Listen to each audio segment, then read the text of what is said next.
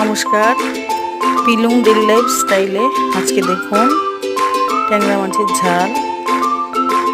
কৌশিক বাঙালি খেতে খুব পছন্দ করে, তাই ভালো ভালো রান্না করলে যেন ভালো লাগে। প্রথমে নুন হলুদ মাখিয়ে ট্যাংরা ভেজে নিয়েছি। কড়াইয়ে পাঁচফোড়ন, আদা বাটা, পেঁয়াজ কুচি, লঙ্কা কুচি,